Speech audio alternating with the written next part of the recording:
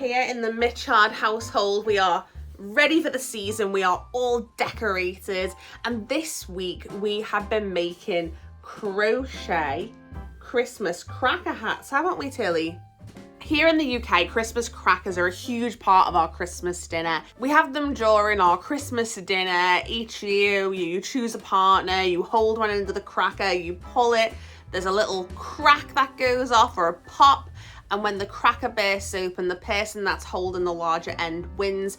Inside, you have a paper hat, you'll have some kind of little present, and there's always a funny joke. I say funny in very loose terms. The only problem with Christmas crackers is that it's not very eco-friendly. You have all of this paper waste at the end of it. And this year, me, my mum and my sister all got together and we decided that we were gonna have an alternative to Christmas crackers. And we're not gonna have a little explosive, but everybody's gonna have a little bag. There's not gonna be the competitiveness, but do you know what? We're helping the environment. So my sort of part in this little project is that I have decided to make everybody their own crochet Christmas cracker hat. I've chosen cotton to do this because I don't know whether you're like my family. Christmas gets very, very warm and you have all those people crammed into a room. Everybody's sat around the dinner table eating a roast dinner, and eventually when you have a paper hat on your head, sometimes it ends up getting stuck to your forehead and it's absolutely awful. And I thought, you know what?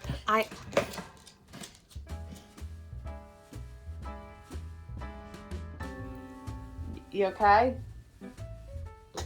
You okay?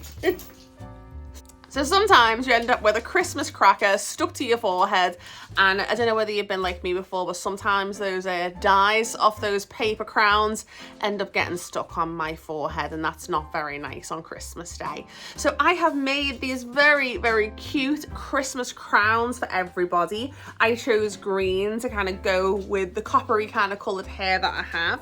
And each colour that I'm going to choose is everybody's favourite colour. My daddy's a big Liverpool fan, so obviously he's getting red. My little boy, he chose red as well. My little niece, Clara, she's got a bubblegum pink.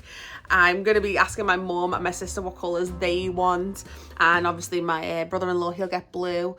So it's going to be really fun. I hope that everybody likes them and I hope that everybody wears them. Remember, if you like crochet, you like crafty things, you like art, you like thrifting, all those types of things, this is what we're going to be doing on this channel on Sundays. So if you haven't already, please like, please subscribe. That'll help me out loads. Thank you. So I thought what I'd do as well as I'd give you some facts about Christmas crackers and where they came from and how they were invented. The story that is most widely known or most commonly accepted is that in London in the 1840s, the Christmas cracker was invented by a confectioner named Tom Smith. He said that he was inspired by the French bonbons that were wrapped in these beautiful tissue papers. And instead of tissue paper, what he would do was he'd wrap his bonbons and have little mottos, little sentiments printed on the paper. It was actually Smith that invented the crackle or the pop that you have in Christmas crackers, and they were supposed to give the effect of a burning fire, a crackling fire. And the Christmas hat was a later addition by his son. His name was Paul Smith, and he added that in 1869. And like I said before, other contents that would be included would be a small gift, a token, a motto, a joke, and obviously your paper crown. Smith also developed different cracker designs for special occasions, such as the Paris exhibition in 1900 and the World Tour of Prince Edward in 1926. It was by the 1870s that the Christmas cracker really established itself as part of British Christmas traditions and would be on every single table. So that's a bit of history on the Christmas cracker. So let's get started. I am going to be using some cotton yarn. I just think that cotton, especially when Christmas Day, things are really hot, you're in the middle of eating a Christmas dinner, you're going to want something that is breathable on your head, so I've chosen cotton. I went to a place that we have here called Sostrine Green in Liverpool. It's on Bold Street, and I got this absolutely beautiful cotton. I also got it in a few other colours as well. I got purple, I got this really lovely red, I got this lovely blue as well, and this nice yellow. So hopefully I'll have enough to make a few different crowns out of these for my family. You're also gonna need a darning needle to weave your ends in. And the yarn calls for a 2.5 to a 3. I am gonna size up and I'm gonna use a 3.5, so I'm using the Prim 3.5 hook to do this project. I've already made 2 of these already. I have made this one for my niece and this one here for my little boy. He absolutely loves wearing this crown. Now, as you'll see on the ones for the children, what I've done is I have done 3 rows of double crochet. Most likely, I'm probably going to end up doing quite a few more rows than this. This is a thicker cotton as well. This is thinner, so we'll have to see how this goes. Now, I couldn't find my tape measure. So what I did was I cut a piece of yarn to the size of my head circumference. Then what I'm going to do is I'm going to chain along to the size of this. I'm also going to be working in multiples of 5 because that is the pattern, is it goes in sections of 5. So what you have here is these double crochets in 1 and then you miss 4 and then you do another. So that is what we're going to have to do, is multiples of 5. So what we're going to do to start is, this is how I start and get my yarn onto my hook. I get my finger and I wrap the yarn around twice. So just to do that again, finger, wrap the yarn, whoop, finger, wrap the yarn around twice, pinch it, and there. Then you're going to take that back yarn, pull it over, right? So it's like this. Grab the one that's behind again and pull forward, and that's how you get your slip knot. So I'll demonstrate that again. Around, pull forward, and right over your finger and pull. There we go. And that's how I do my slip knot. So let's get crocheting, let's get our chains done.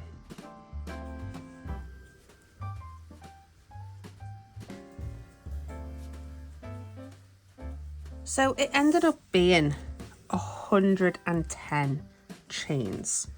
So what I actually did was, when I measured it out against this, so we're going to measure this out now against this orange yarn, and as you can see, it's pretty much the same length, 110 chains. Right, so the next step for us is to do a double crochet right the way along.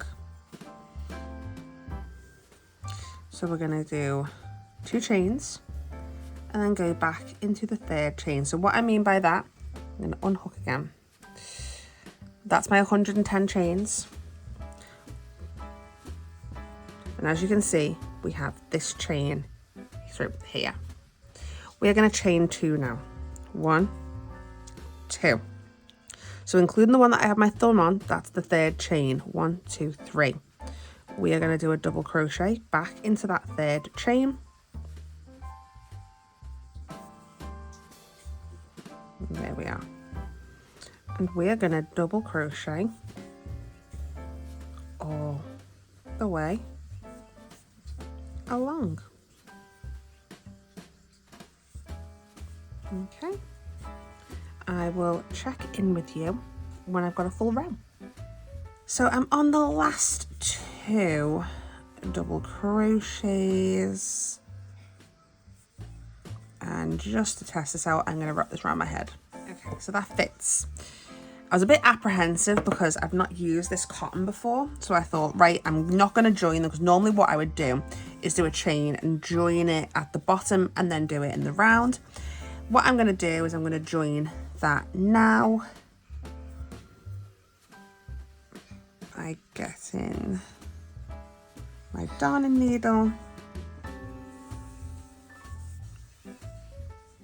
So what I'm going to do is I'm going to join in that very, very first chain.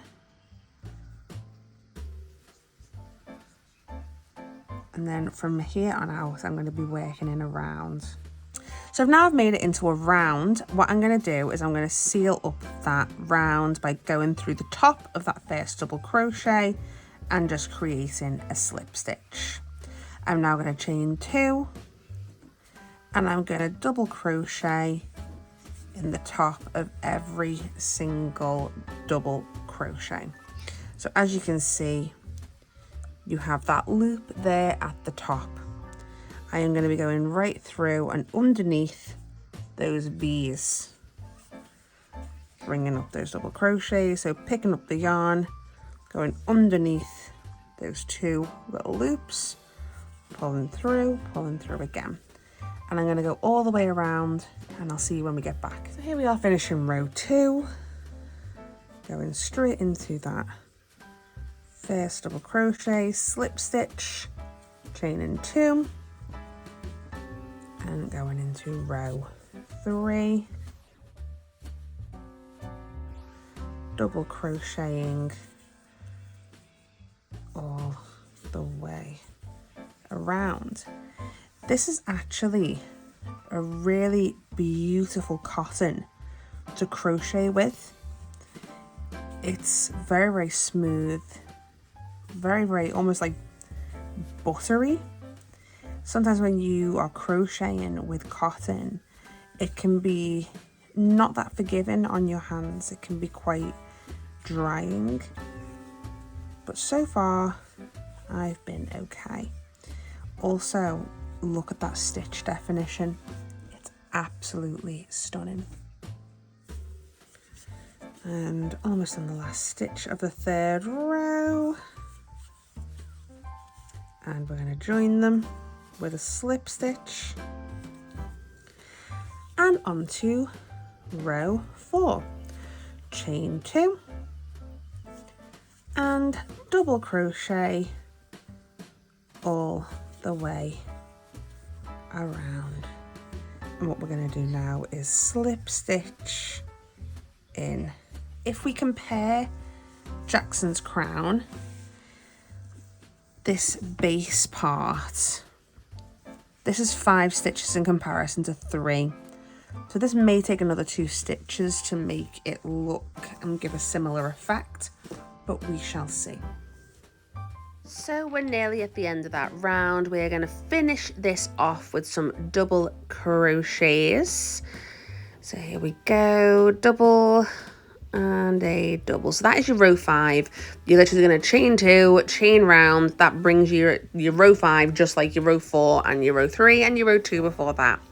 So we're going to slip stitch now, and to seal that up, and we're now going to be working on our little fanned out edging, and that is going to give us those peaks to those crowns. So we're going to chain 2, and then we are going to skip 2 spaces. So in the 3rd space, we are going to do 3 double crochets. And then what we're going to do is create something called a picot. To do the picot, you chain 3. So you got 1, 2, 3. And then we are going to be going through that initial crochet stitch at the top of that double crochet. You know where you have the sort of V at the top of your stitch? You can see it there. We are going to go through that. There we go. Right through. Pull your yarn through like you're doing a slip stitch. And that creates that little nodule at the top. And that's going to give that little peak. To finish the fan off, we're going to do another 3 double crochets in that same spot. So in total, you have 6 double crochets with a little raised bit at the top. Then what we are going to do after that, we are going to skip 4 chains. So we're going to skip those 4 chains now, 1, 2, 3, 4, and go into the 5th one and repeat the process. 3 double crochets, picot, 3 double crochets, skip 4 chains, starting your next set in the 5th chain. So we've nearly come to the end of that round. We're going to do 1 more picot. Remember, we're skipping those 4, so we're going to go into that 4th chain there. And here we go, 1, 2, 3 double crochets. Then we're going to create that picot, chain 3, there we go, and then back through that chain, slip stitch, And there we go, we have created that picot. Now again, 3 double crochets into that same initial stitch. So in total, we're gonna have 6 double crochets in that 1 stitch. And then we have come to the end of that round. So we need to join this off. So make sure that we're sealing up that round, and we're gonna go through that initial stitch where we made those first 2 chains at the start, and we're just going to slip stitch. There you go, that is all done. So now what we need to do is we need to cut this cotton off, and we need to just weave that end in. So if you grab your darn needle, thread that cotton onto the needle, and what we are going to do is we're just going to work that yarn down that crown right down to the edge. Here we go, just weaving through, weaving all the way through, all the way down, and pull. There we go, just stretch that out and then just cut it off, and here we have it, our absolutely beautiful green crochet crown. So you can see it next to the other 2 crowns. So you've got your children's and you've got your adult crown all together.